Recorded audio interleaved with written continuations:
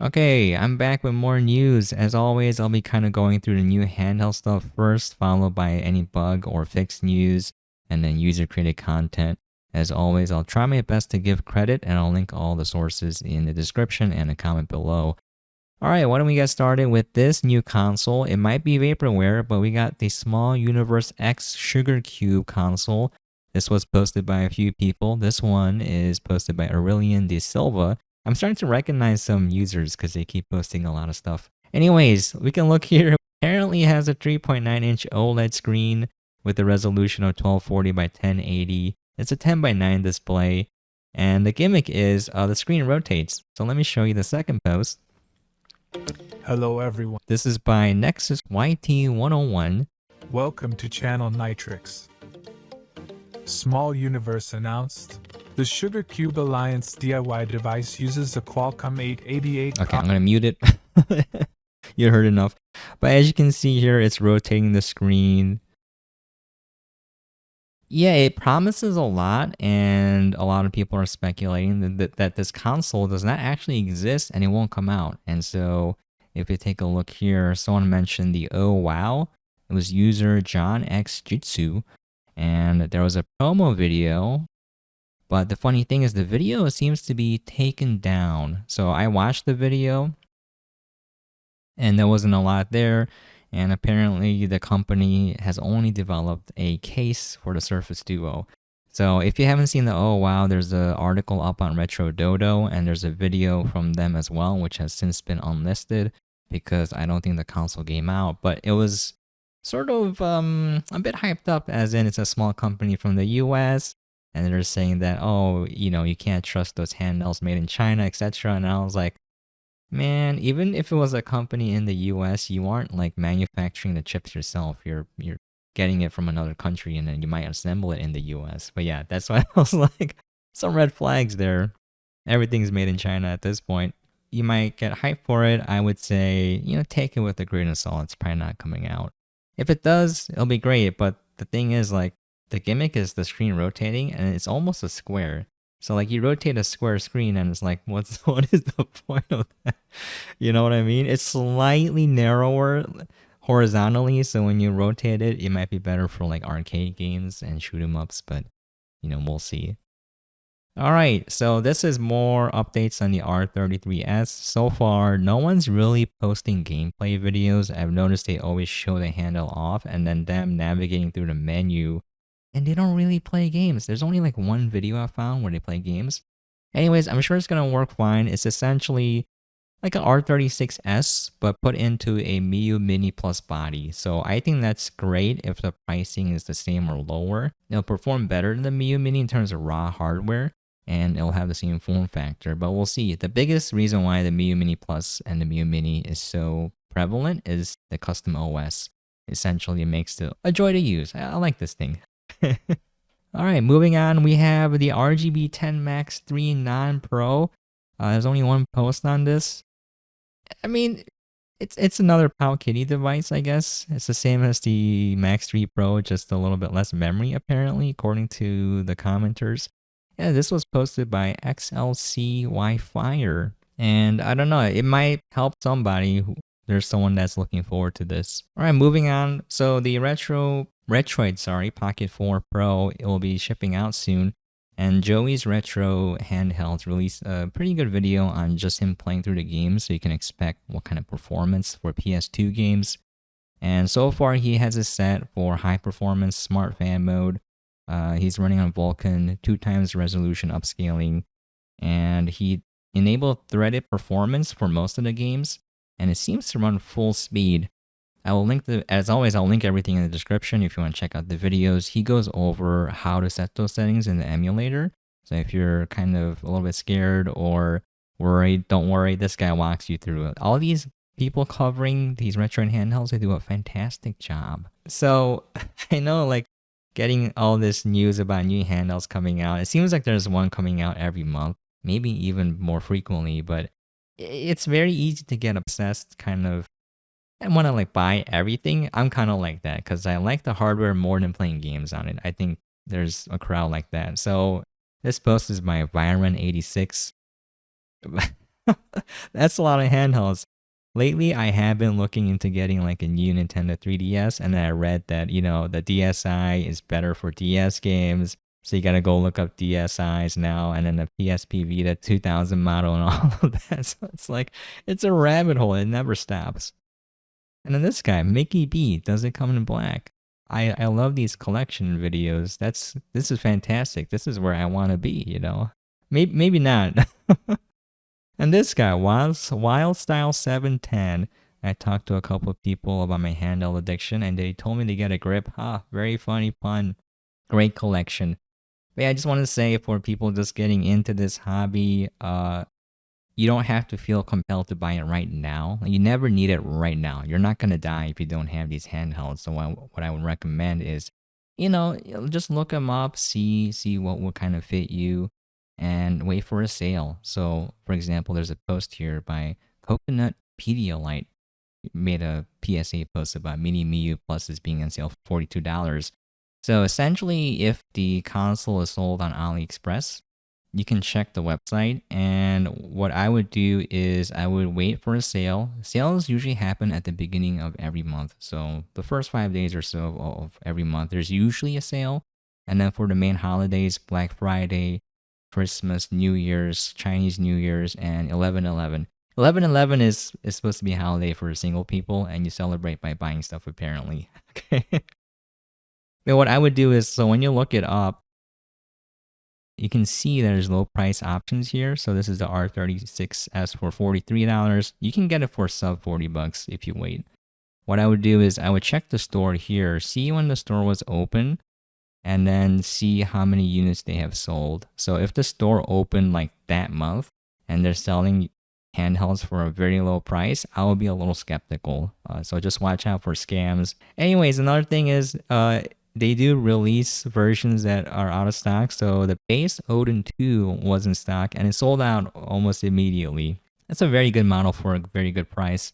The MIUI Mini V4 yellow handheld is the one that I've been keeping an eye on. It goes in and out of stock a lot. So if there's a handle you wanted and they don't have the version you wanted, you can wait for it. It might become available later. Okay, so this brings me to the question of what matters to you as a gamer, right? Because there's a lot of posts in the subreddit where they're like, I'm looking for this. What handheld will fit me the best? This is a question asked by Shigarui.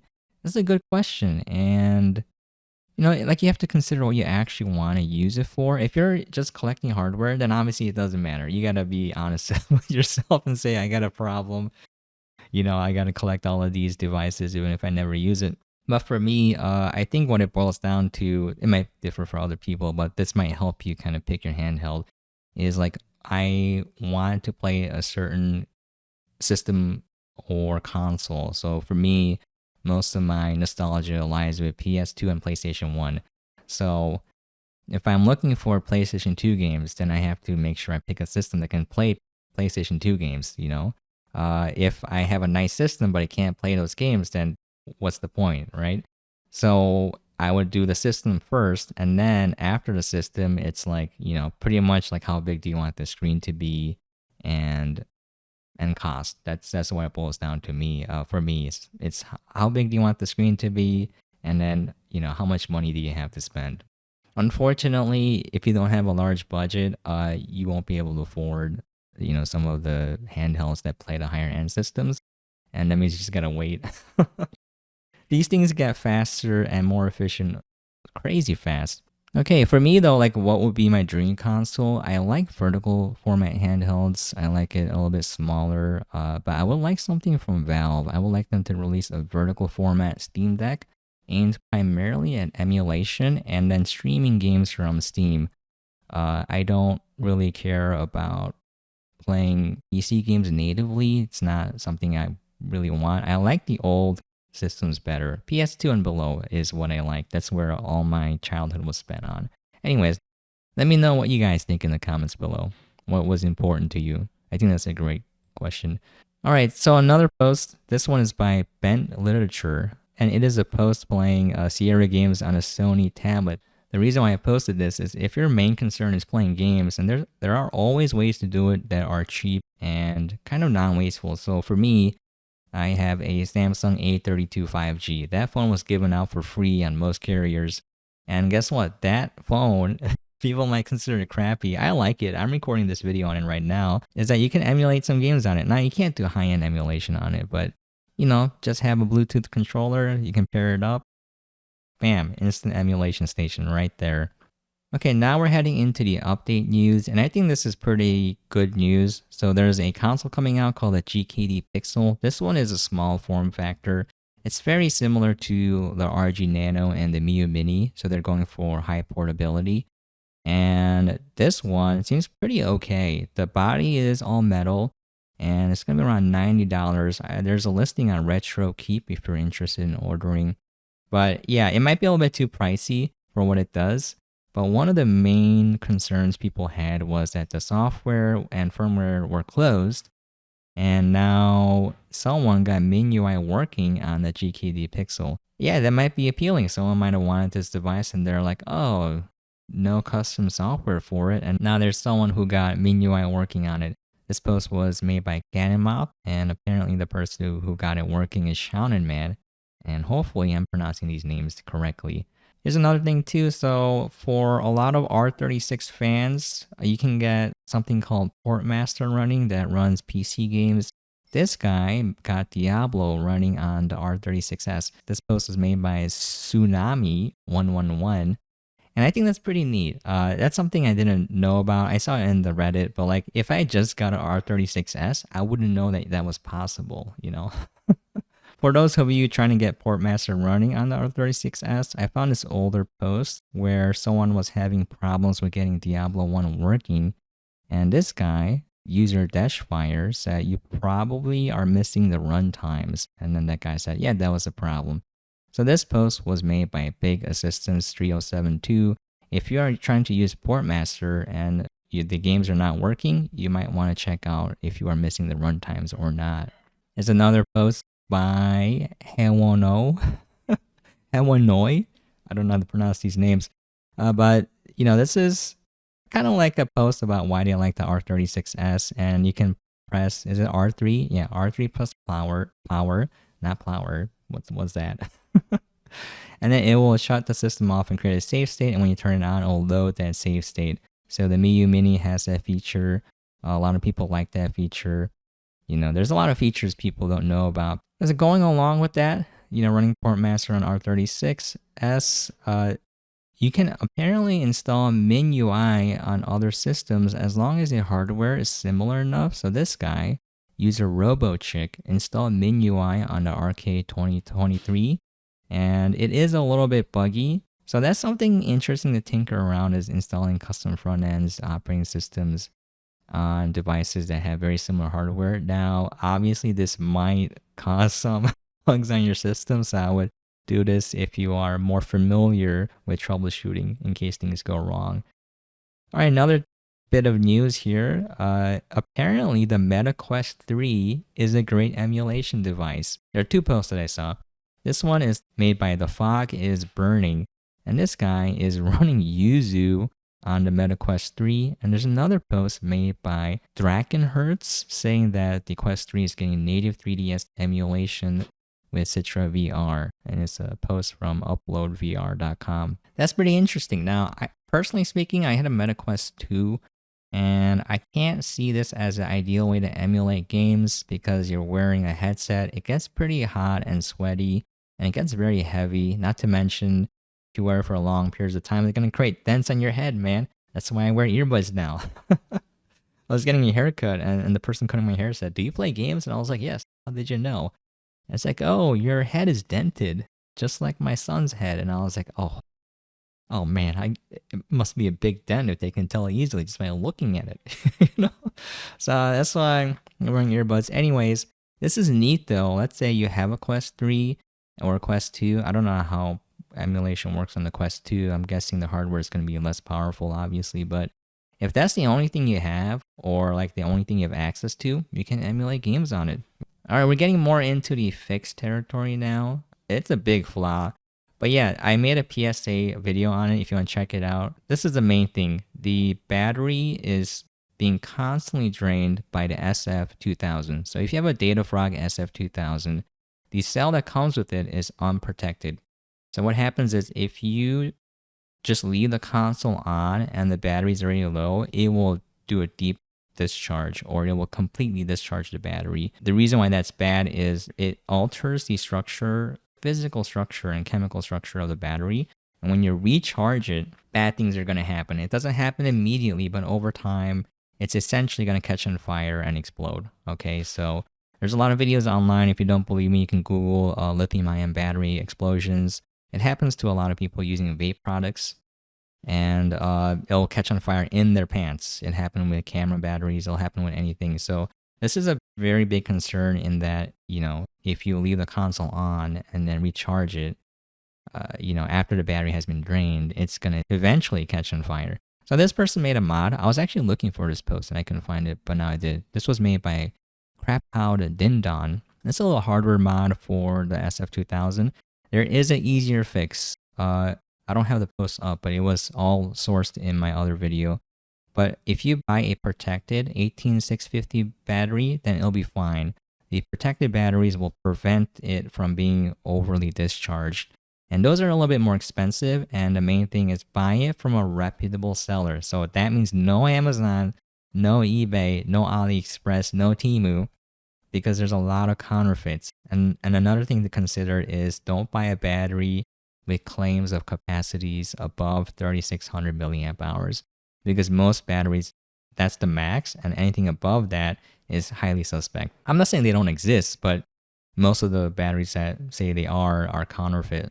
So this is also similarly related. If you have an R35S, this post was made by Dystopia XP. It was also in my PSA video.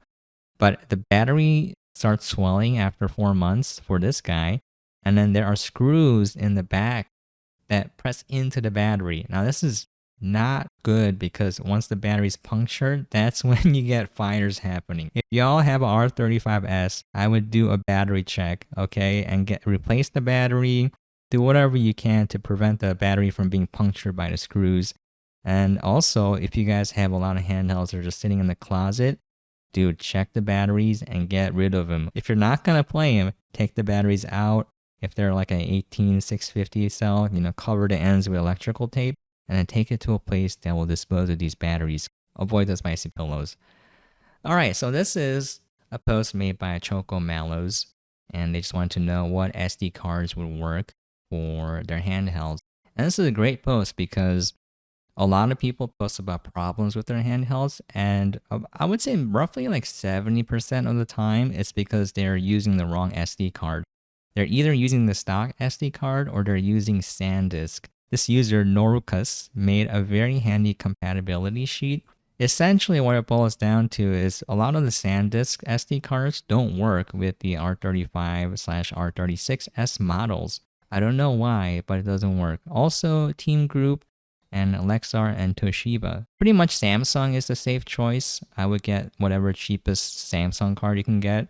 You don't really need like fast read speeds. One thing though, if you are buying a SD card from Amazon, make sure you download the Samsung utility to verify if the SD card is legitimate. Amazon has a huge problem with counterfeits because they use something called commingled inventory. Okay, so the rest of the problems are mostly due to power. So they leave the console on and then it drains. So this post was made by Understanding Smart 80. They have a problem with their R36S. Most of the times it can be fixed by turning it off and then fully charging it and then turning it on. Also, you might not be able to use USB-C to USB-C cables.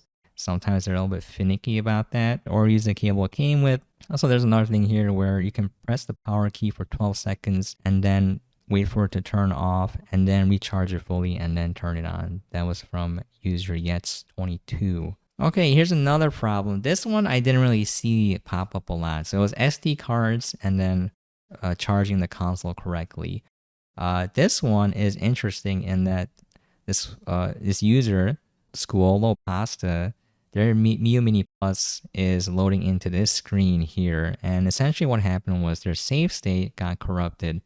There's a couple options you can use to get around this, But the main fix is to delete the save state first, and then it'll load whatever save state isn't corrupted. Two things you can do. You can disable that feature, or you can save the state and then exit the game and then put it to sleep or turn it off. Also, I would recommend using at least rotating through a certain amount of save states. Don't use just one. It is very dangerous because if you mistakenly load the save state instead of save, which I did while playing Link's Awakening DX, there's a handy shortcut where you press the menu button and then either R2 or L2. L2 is load, R2 is save. I pressed L2 by mistake and I loaded a save state 5 hours ago, and that was the only save state I had. So I lost 5 hours of progress, and I was like, oh. Anyways, now we are going into the user posts, and these are hilarious. I see these joke posts all the time. These are hilarious. We got Ilm, and they're talking about putting onion or garlic OS on their Odin 2, and it's not working. Very funny. I see a lot of these posts too. This is by user Mental Rain. Son received this for Christmas. No luck with onion or garlic. Any ideas? This one is made by French Prince OFDC. Should I get the Retroid Pocket 4 Pro or this? Definitely get that. That looks great. This guy is a nice friend. Lost Prophet V. I recognize that name. A friend printed them a Game Boy SP stand. It looks really cool. I think it's super dope that 3D printers are becoming accessible and people are taking that and just making these cool things. I think that's really awesome. Finally, the last post, a blast from the past. This one's from user Halcyon520. What can I do with the Dingoo A320 in 2024? I mean, I remember some handheld consoles way back in the day, and I really wanted them, but I didn't have any money, so I didn't buy them. But now there's so many choices, you know, and they're so good. They're so good. I mean, there's some questionable build quality. Obviously, you might receive a potato every once in a while, but yeah, like the amount of power and just how easy it is to use and the amount of features they have nowadays is pretty insane. All right, that's gonna be it. Today was a little bit of a longer episode. Let me know if I covered too much and you want me to shorten it down, or if you want me to go even more deep into these subreddits and pull out more obscure things. This is gonna end up being an hour-long video. Anyways, I hope you guys enjoyed watching. I really do appreciate it. I got a few nice comments on my last one. I'm gonna keep doing this because I like doing this. I legitimately am obsessed with these handhelds. I read the subreddit multiple times a day. I watch all the YouTubers. Retro Game Core is my personal favorite. I know people meme on Taki, but I like his videos as well. Retro Tech Dad, Joey's Retro Handhelds, Tech Dweeb. There's a lot of people covering this stuff, and I just don't know they exist because the YouTube algorithm doesn't really show them. So those are the channels that I keep seeing over and over again. That's gonna be it. Thank you so much for watching. I really appreciate it. If there's anything you want me to cover or anything you want me to do, please let me know in the comments down below. And as always, hope you guys are staying safe and sane out there, and I'll catch you guys next time.